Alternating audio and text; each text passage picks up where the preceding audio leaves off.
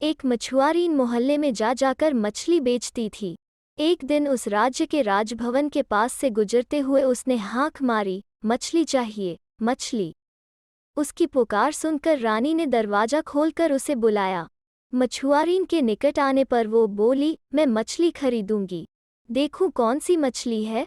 मछुआरीन ने जैसे ही टोकरी उतारी, एक बड़ी मछली उछल पड़ी। रानी ने पूछा, मछली नर है या मादा? रानी की बात सुनकर मछली हो होकर हंसने लगी। मछुआरीन बोली, रानी माँ, यह नर मछली है। रानी बोली, तब तो इस मछली को मैं नहीं खरीदूंगी, कारण राजा को छोड़ कोई भी पुरुष प्राणी मेरे महल में प्रवेश नहीं कर सकता है। मैं मादा मछली खरीदना चाहती हूँ। मछली की टोकरी के अंदर से फिर हो होकर एक मछली की हंसी सुनाई पड़ी। रानी ने दरवाजा बंद कर दिया। मछुआरीन मछली की टोकरी लेकर अपने रास्ते चली गई। रानी गुस्से से कांपते कांपते अपने कमरे में आई। शाम को राजा आए। रानी ने अन्य दिनों की तरह राजा का स्वागत हंसकर नहीं किया। मुंह फुलाकर गंभीर होकर बैठी रही। राजा समझ गए कि जरूर कुछ बात हुई है, तभी रानी इतने गुस्से में है, इसीलिए वो उसकी ओर ताक भी नहीं रही है। राजा ने पूछा, बात क्या है? क्या तुम अस्वस्थ हो? रानी बोली, मैं ठीक हूँ, लेकिन एक मछली खरीदने के लिए मछुआरीन ने मछली दिखाई। मैंने पूछा, यह नर है या मादा? इस पर एक मछली हो होकर हंस उठी। मैं जानना चाहती हूँ कि मछली क्यों हंसी। इसका कारण न जान पाने पर मैं विष खाकर मर जाऊंगी। राजा ने हंसकर कहा, मछली हंसी थी, असंभव, निश्चय ही तुमने स्वप्न देखा होगा। रानी बोली, मैं क्या इतनी बुद्धू हूँ? मैंने अपनी आंखों से मछली को भी देखा है और अपने कानों से उसे हंसते हुए भी सुना है। यह सुनकर राजा बहुत चिंतित हो गए। उन्होंने कहा, यह तो विचित्र बात सुन रहा हूँ। ठीक है, मैं पता करवाता हूँ। मछली क्यों हंसी, इसका कारण तुम शीघ्र जान पाओगी। दूसरे दिन दरबार में आकर राजा ने मंत्री को सारी बातें बताईं। फिर बोले, मंत्री, मछली क्यों हंसी, इसका जवाब मुझे चाहिए। 6 माह का समय तुम्हें दे रहा हूँ। इसका कारण न बताने पर तुम्हें मृत्युदंड दिया जाएगा। मंत्री के सिर पर मानो आसमान फट पड़ा। राजा का हुक्म मानना ही होगा। उसने कहा, जो आज्ञा महाराज। आज ही घर जाकर मैं पोथी पत्र लेकर बैलूंगा। 6 माह बाद मैं आपको बता दूंगा कि मछली क्यों हंसी थी। कहने को तो मंत्री ने कह दिया, किंतु आकाश पाताल एक करके भी उन्हें उस प्रश्न का कोई उत्तर नहीं मिला। अनेक ग्रंथों, पोथियों को देखा, अनेक स्थानों में वे गए, अनेक लोगों से पूछा। ज्ञानी, विद्वान, जादूगर, तंत्र विद्या जानने वाले, सभी से पूछा, लेकिन मछली क्यों हंसी, इस रहस्य की व्याख्या कोई भी नहीं कर पाया। सोच सोचकर मंत्री की नींद उड़ गई, भूख खत्म हो गई, शरीर कंकाल जैसा हो गया। देखते देखते 5 माह गुजर गए। मंत्री समझ गए कि उसकी जिंदगी मात्र 1 माह की है, उसके बाद मृत्यु निश्चित है। वे राजा को अच्छी तरह जानते थे। राजा जो बोलते थे वही करते थे। मंत्री ने खुद को मृत्यु के लिए तैयार कर लिया। अपनी सारी संपत्ति बेटे के नाम लिख दी। मंत्री इस बात को समझ रहे थे कि उसको मृत्युदंड देने के बाद भी राजा का क्रोध कम न होगा। उसके पुत्र को भी राजा के क्रोध का सामना करना पड़ेगा। इसीलिए एक दिन मंत्री ने अपने पुत्र को बुलाकर कहा, तुम देश भ्रमण के लिए निकल पड़ो। जब तक राजा का क्रोध शांत न हो जाए, तब तक तुम इस राज्य से बाहर ही रहो। मंत्री का बेटा बहुत बुद्धिमान था। देखने में भी वो अत्यंत सुंदर था। पिता की बातों का अर्थ समझकर वो एक दिन पैदल ही घर से निकल पड़ा। चलते चलते कुछ दिनों बाद वो एक गांव में पहुंचा। रास्ते में एक वृद्ध किसान से उसकी भेंट हुई। किसान कहीं गया था, अब घर लौट रहा था। उसके साथ बातचीत कर उसे अच्छा लगा। उसने सोचा, अच्छा हुआ, एक संगी मिल गया। दोनों एक ही पथ पर जा रहे थे। लंबा रास्ता था, बातचीत करते हुए रास्ता कट जाएगा। दोनों एक गेहूं के खेत से गुजर रहे थे। बातों ही बातों में मंत्री पुत्र ने कहा, बीच बीच में हम लोग यदि एक दूसरे को ढोएं तो अच्छा होगा। यह सुनकर किसान ने सोचा, यह लड़का मूर्ख है क्या, लेकिन उसने कुछ कहा नहीं। फसल काटने का समय हो गया था। गेहूं के खेत सोने की तरह झलमल कर रहे थे। उधर दिखाकर मंत्री पुत्र ने पूछा, क्या वो सब खाया जाता है? वृद्ध किसान समझ नहीं सका कि क्या उत्तर दे। वो बोला, मैं ठीक से नहीं जानता हूँ। इसी तरह चलते चलते वे एक दूसरे गांव में पहुंचे। गांव बहुत बड़ा था। मंत्री पुत्र ने एक छुरी देकर उससे कहा, लो मित्र, इसे साथ ले जाओ और 2 घोड़े लेकर आओ। यह छुरी बहुत कीमती है, गलती से कहीं फेंक मत देना। मंत्री पुत्र की बात सुनकर कभी वृद्ध किसान को मजा आता था, कभी गुस्सा आता था, लेकिन वो कुछ कहता नहीं था।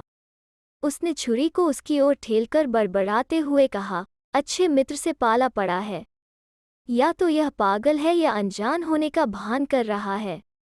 मंत्री पुत्र ने किसान की बात सुनकर भी न सुनने का भान किया। कुछ कहा भी नहीं, चुपचाप वे चलते रहे। ग्राम पार करने के बाद वे एक शहर में पहुंचे।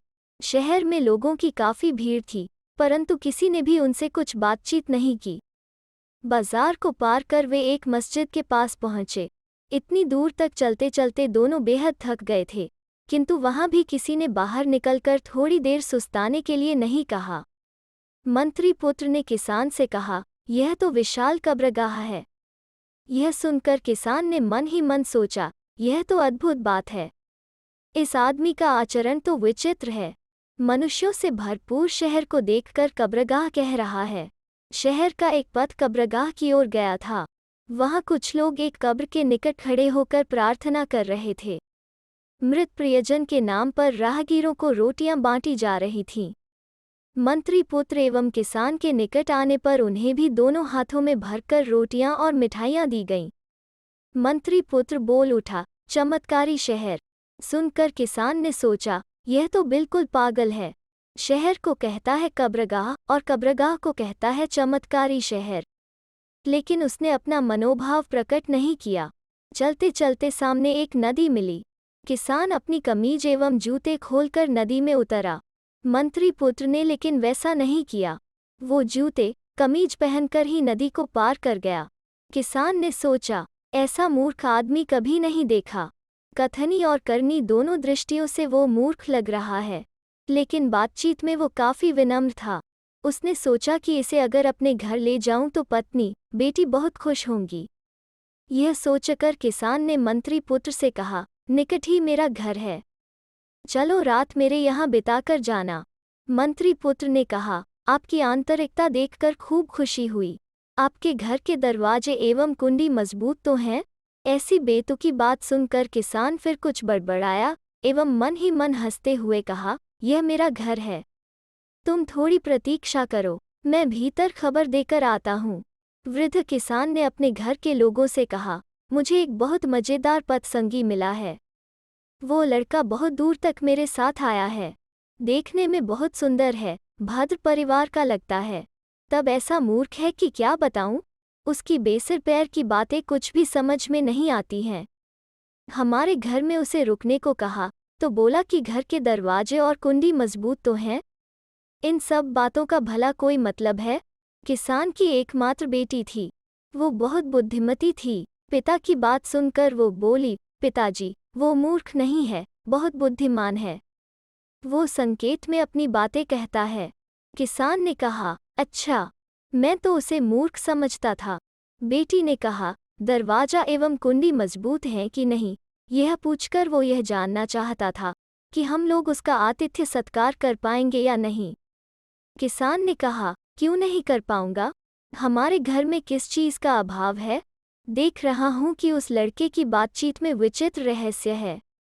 राह में चलते चलते वो मुझसे कह रहा था कि क्यों न हम एक दूसरे को ढोएं, इससे थकावट कम होगी। किसान की कन्या ने कहा, दरअसल वो बताना चाह रहा था कि एक जन दूसरे को कहानी सुनाए तो समय अच्छी तरह कट जाएगा। किसान आश्चर्यचकित होकर बोला, अच्छा, ऐसी बात थी। जब हम एक गेहूं के खेत के पास से गुजर रहे थे तो उसने पूछा, क्या यह खाया जाता है? किसान की बेटी बोली, पिताजी, इतनी सरल बात भी आप नहीं समझे। वो जानना चाहता था कि खेत का मालिक ऋणग्रस्त है या नहीं। अगर ऋणग्रस्त है तो उसके गेहूं को समझ ले कि महाजन ने खा लिया है। वो गेहूं जाएगा ऋणदाता महाजन के घर और किसान को मिलेगा ठेंगा। किसान ने सिर हिलाकर कहा, हाँ हाँ, यही बात होगी। तब एक बात और सुनो, हम दोनों एक गांव में घुसे। एक छोटी छुरी देकर उसने मुझसे कहा, 2 घोड़े लेकर आओ, छुरी लाना न भूलना। इसका क्या मतलब हुआ? किसान की बेटी ने कहा, पथ पर चलने पर जैसे घोड़े की जरूरत पड़ती है, वैसे ही लाठी की भी जरूरत पड़ती है। उसके कहने का मतलब होगा कि 2 मोटी लाठी काटकर लाओ और छुरी लाना मत भूलना, कारण छुरी की जरूरत बाद में पड़ सकती है। किसान ने सहमति से सिर हिलाया। उधर मंत्री पुत्र बाप बेटी की बातचीत सुन रहा था। वो समझ गया कि किसान की बेटी अत्यंत बुद्धिमती है। तब उसने उन्हें अपना वास्तविक परिचय दिया और घर छोड़ने की सारी बातें उन्हें बताईं। मछली के हंसने के कारण पर किसान की बेटी बोली, मछली रानी की मूर्खता पर हंसी थी। मछली को कोई व्यक्ति जीवित तो खाता नहीं है, उसे काटकर अच्छी तरह धोकर आग में पकाया जाता है। जब मछली को काटा जाता है, उसी समय नर मादा का भेद मिट जाता है। पकाने के बाद तो रहा सहा भेद भी खत्म हो जाता है। रानी की इसी बुद्धिहीनता पर मछली हंस पड़ी थी। यह सुनकर मंत्री पुत्र बहुत खुश हुआ। वो तुरंत अपने राज्य में पहुंचा एवं अपने पिता को सारी बातें बताईं। मंत्री ने राजा को यह बात बताई। उत्तर सुनकर राजा संतुष्ट हुए और उन्होंने मंत्री को मृत्युदंड से मुक्त कर दिया। मंत्री ने अपने बेटे के लिए किसान की पुत्री का हाथ मांगा। किसान सहर्ष तैयार हो गया और एक शुभ दिन में किसान की पुत्री के साथ मंत्री पुत्र का विवाह हो गया। तो दोस्तों, कैसी लगी आज की लोककथा? अगर अच्छी लगी तो लाइक और शेयर करें और चैनल को सब्सक्राइब करना ना भूलें। फिर मिलते हैं एक नई लोककथा पर।